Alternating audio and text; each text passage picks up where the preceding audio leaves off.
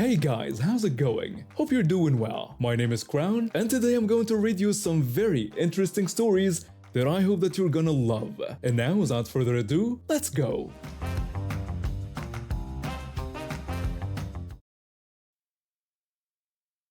Basketball has always been my favorite sport. When I was a kid, living in a small apartment with my mom, watching games was my way to have fun. I'd sit in front of our little TV for hours, learning all about the players and hoping that one day I could see a game in real life. Now that I'm grown up and earning my own money, I make sure to go to a few games every season. Last month, the championship team was coming to town and tickets were sold out everywhere. In my desperation, I turned to Craigslist. I know, not my brightest moment, but I thought I was being smart about it. I messaged only people willing to meet in person. I wasn't about to get scammed by some faceless internet stranger. When this woman responded and agreed to meet, I felt relieved. She even sent me her home address. Who would do that if they were planning to scam someone? She texted me suggesting we meet at her place the next day at 2 p.m., but asked me to send the money to her Venmo first as proof that I was serious about buying. I asked if I could just pay her when we met in person instead. She refused, explaining that she'd had too many no-shows in the past, and reassured me by reminding me that I had her address if anything went wrong. That made sense to me. I mean, she gave me her actual home address. What scammer does that? So I sent the money, $350 for 2 tickets. And then, nothing. No response to my texts, no answer to my calls. After waiting a full day, I decided to drive to her address. It was a modest house in a quiet neighborhood. I checked the mailbox. Sure enough, her name was on some envelopes. This was definitely her place. I knocked on the door, but no one answered. I waited around for 20 minutes before leaving. On the drive home, anger bubbled inside me. $350 might not seem like much to some people, but it was a lot to me. I've been saving up for those tickets. That's when I had an idea. I looked her up on Facebook and found her profile right away. This woman wasn't exactly a tech genius. Her profile was public, and she had recently posted a picture of herself in her backyard, which I recognized from Google Maps Street View. Same fence, same weird garden gnome collection. When I scrolled through her page, I noticed she had shared a video from a TikTok account with the caption "My son being silly again." The account had maybe 200 followers. I clicked through and saw it was managed by a kid who couldn't have been more than 9 years old. Now, I have a decent following on TikTok, about 100,000 followers from posting basketball trick shots and commentary. That's when the plan formed in my mind. I messaged the kid directly. I introduced myself as a basketball TikToker with a large following and complimented his content. I told him I could get all my followers to follow him, but mentioned I needed a favor first. The kid responded almost immediately, clearly excited by the prospect. He asked what kind of favor I wanted. I explained that his mom had accidentally taken some money from me, and if he could send it back using her phone, I'd make sure all my followers checked out his page. The kid expressed hesitation about using his mom's phone without permission. I reassured him it wasn't wrong because his mom actually owed me the money, so he'd just be helping fix a mistake. I also reminded him of all the followers he would gain. I knew it was wrong as I typed it, but in that moment, all I could think about was getting my money back from someone who had stolen from me first. 20 minutes later, the money appeared back in my Venmo account with a message from her account saying, "Sorry." I immediately blocked the kid's TikTok and the woman's Venmo. 2 days later, my phone blew up with texts from an unknown number. The woman was furious, demanding to know who I thought I was. She accused me of manipulating her child to steal money from her and asked if I was stalking them. She called my actions disgusting, especially using a child the way I did. She emphasized she was a struggling single mother and threatened to report me to TikTok and expose me to all my followers. The messages went on and on. My heart raced as I read them. Had I gone too far? But then I remembered how she'd scammed me in the first place. I replied simply that she should call the police if she thought I had done something wrong to her. She never responded after that. I guess she knew she couldn't explain to the police how I'd gotten her money back without admitting she scammed me first. A week later, I used that same $350 to buy legitimate tickets through the Arena Box office. When I sat watching the game I've been dreaming about, I still felt conflicted about what I'd done. I got my money back, but involving a kid definitely crossed a line. The woman never contacted me again, and I never bought anything on Craigslist again. After years of therapy and finally coming to terms with what happened, I feel ready to talk about it. This isn't just any entitled person story. This is about my mother, the woman who should have protected me, but instead became the monster I feared most. As a kid, my mom cared a lot about appearances. We had the biggest house in the neighborhood, and she never let anyone forget it. She always made a fuss over the tiniest problems and insisted on speaking to managers everywhere we went. I got used to it over time, learning to stay quiet and blend into the background whenever she lost her temper. My father had left when I was 7, unable to handle her controlling behavior anymore. That left just me to bear the brunt of her outbursts. In public, she was perfect mom, volunteering at school functions and hosting neighborhood gatherings. But behind closed doors, she criticized everything I did, from my grades to how I folded laundry. Halloween was always a trigger point. She hated the holiday, the noise, the children, the disruption to her routine. Each year she'd turn off all the lights and pretend we weren't home. But that one Halloween when I was 12 changed everything. I remember it clearly. A group of neighborhood kids came by early, around 5:30 p.m. The sun was just starting to set, and they were eager to get their trick-or-treating started. I was watching from the window, wishing I could join them in their colorful costumes. There were maybe 5 or 6 of them, all younger than me. My mother saw them approaching our walkway and stormed to the door. She yelled at them, complaining that they were too early and it wasn't even dark yet. She asked them angrily what was with all the noise and if they couldn't see. She was trying to watch her soap opera. I could see the confusion on their faces through the window. One little boy, dressed as a pirate with an eye patch, spoke up. He politely explained to my mother that it was Halloween and they were just trick-or-treating. My mother told them she didn't care what day it was. She claimed it was her property and they were disturbing her peace. She ordered them to leave immediately. The children started backing away, clearly frightened. But my mother wasn't finished. She pointed at the pirate boy. She singled him out, accusing him of being the one making all the noise. She demanded that he come to her, saying she wanted to talk to him. Before anyone could react, she grabbed the boy by his arm and pulled him inside our house, slamming and locking the door behind her. The other children ran away in terror. My stomach dropped. I had been hiding in the hallway, but now I stepped forward. I asked my mother what she was doing, telling her she couldn't just grab someone's kid. My mother snapped at me to mind my own business. She claimed the boy needed to learn some manners and insisted someone had to teach him. She dragged the crying boy into our living room. He couldn't have been more than 8 years old, and he was terrified. The boy pleaded to go home, apologizing if they were too loud. My mother ordered him to be quiet. She called him disrespectful, noisy, and rude. She questioned whether his parents taught him anything and declared that Halloween didn't give him the right to disturb people's homes. The boy was sobbing now, his pirate makeup running down his face. I knew I had to do something. I told my mother she needed to let him go, pointing out that what she was doing was kidnapping. My mother dismissed my concerns, saying I was being dramatic. She insisted she was just teaching him a lesson and then she'd send him home. But as the minutes ticked by, I could see lights outside, flashlights moving across neighboring yards. I heard voices calling out a name.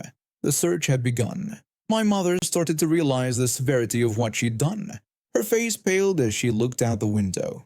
She asked nervously why there were so many people outside. I bluntly told her it was because she took someone's child, and asked what did she expect would happen. For the first time, I saw fear in my mother's eyes. She turned to the boy.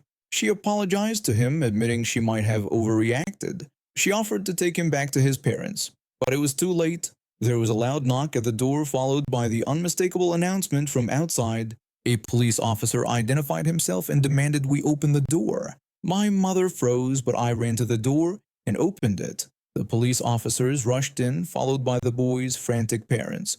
The reunion was emotional, the boy running into his mother's arms while his father demanded answers. My mother was handcuffed right there in our living room.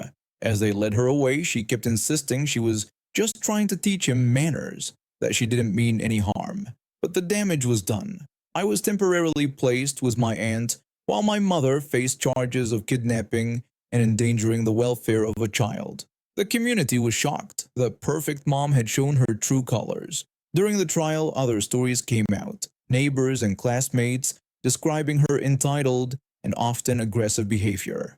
The judge wasn't lenient. She received 3 years in prison and mandatory anger management and therapy upon release. My aunt became my legal guardian, and for the first time, I experienced what a normal, loving home felt like. I still visited my mother in prison, watching as she slowly began to recognize her issues. By the time she was released, she was a changed person, humbled and genuinely remorseful. Years later, we've rebuilt a relationship, though it's nothing like before. She volunteers at a community center now, working with troubled parents. Sometimes she talks about that Halloween night as her wake-up call, the moment when her entitlement finally caught up with her. And I finally got to experience Halloween properly last year. I handed out candy with my aunt, smiling at every pirate, princess, and superhero who came to our door. And not once did we complain about the noise. About 2 years ago, my grandfather passed away. It was tough on all of us, but especially on my grandmother. They had been married for 53 years and suddenly she was alone. To help cover the funeral costs, she decided to sell my grandfather's car. It wasn't an easy decision, but practical as always, she knew it was the right thing to do. Just a couple of weeks after the funeral, my grandmother's car decided to give up the ghost. The engine completely blew up, leaving her without transportation. She's always been independent, so before any of us could step in to help, she went ahead and bought herself another car. There was this local dealership, and I use that term very loosely, that was basically just a bunch of used cars parked in someone's front yard with for sale signs slapped on them. The owner talked a good game, telling my grandmother how the Buick she was looking at was gently used and a real bargain. 1 week later, I got a call from my grandmother. She was stranded on the side of the road because the engine in her gently used Buick had completely blown up. When we contacted the seller, his response was infuriating. He told us that not every purchase turns out to be a winner, and sometimes it's just the luck of the draw. My uncle called him directly and got the same response, along with some excuse about how the warranty was voided because of some technical nonsense. There wasn't much we could do legally. The paperwork had enough loopholes to make a lawyer cry. About a month later, my grandmother called my uncle with some troubling news. She explained that her bingo friend Mildred had bought a car from the same man who sold her the Buick, and now Mildred's car wouldn't start either. Apparently, my grandmother's bingo friend had heard about where she got her car, but not about the problems that followed. Bingo was only every 3 weeks, so they hadn't seen each other since the car broke down. Mildred had gone to the same dealer and ended up with the same result, a car that died within weeks of purchase. That's when my uncle started to get really angry. 2 elderly women getting scammed by this shady dealer was too many. And then he heard that another friend, Sandra, was planning to trade in her car. My uncle called her immediately. He asked if she would consider selling her car to him instead of trading it in. Sandra agreed, saying that would be fine as long as he gave her enough money to get another car. My uncle quickly agreed to the deal. They worked out a fair price, and my uncle got the title transferred with a proper bill of sale. But he wasn't planning to drive this car. He had something else in mind. My uncle took Sandra's car and did some maintenance on it. He clogged the radiator with that leak-stopping gunk, did an oil change but deliberately didn't put in enough oil, and did the same with the transmission fluid.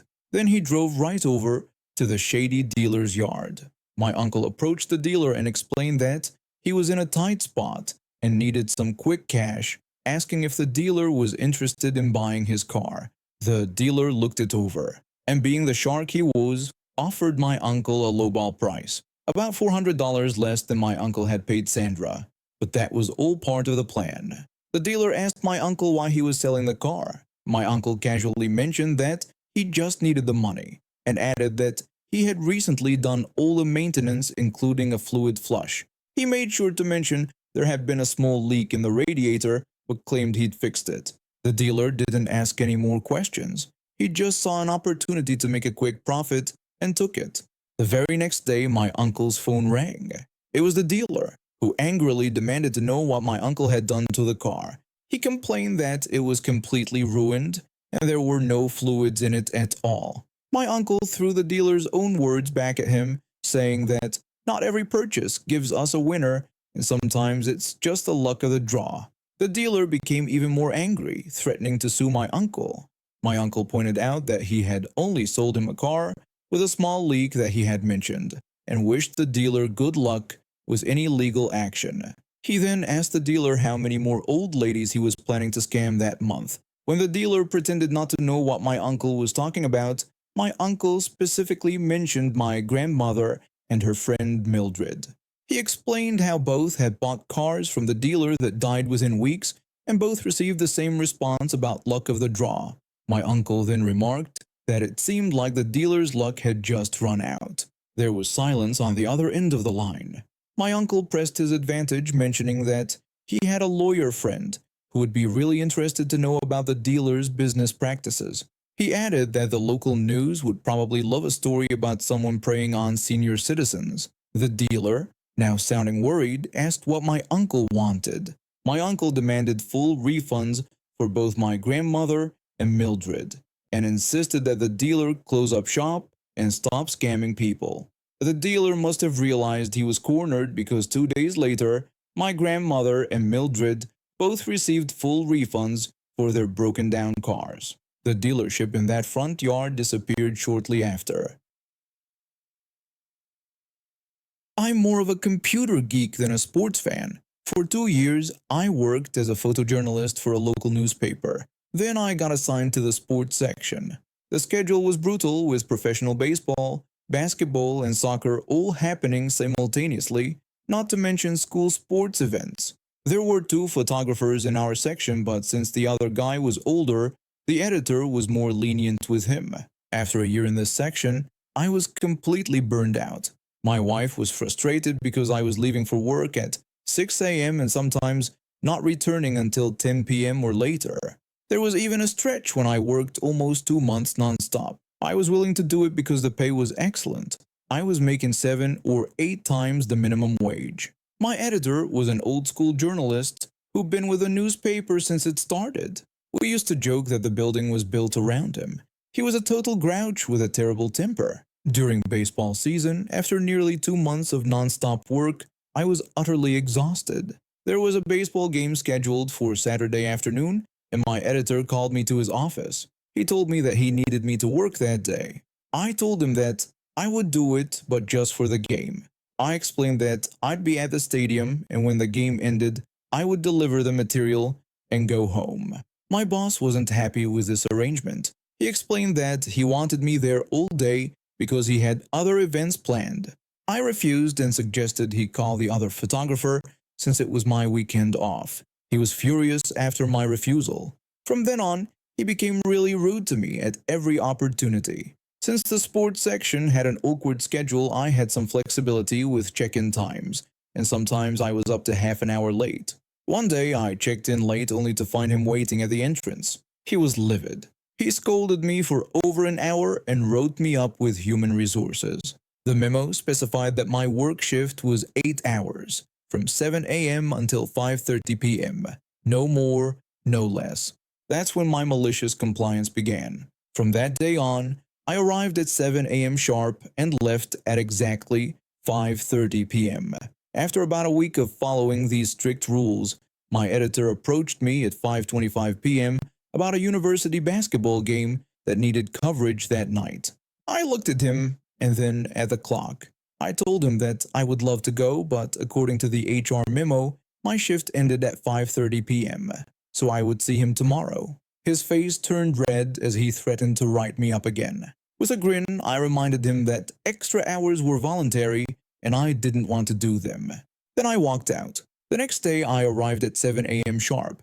My boss approached with a somber face and explained that there had been a misunderstanding about my work hours. He said that since I worked overtime when required, management had decided my work shift could be more flexible and I could arrive a bit later from time to time.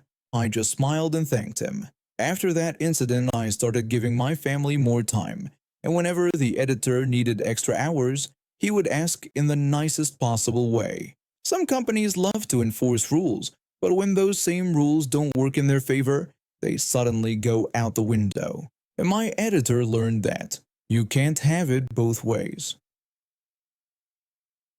And now we have reached the end of today's stories. Thank you for watching, and see you next time.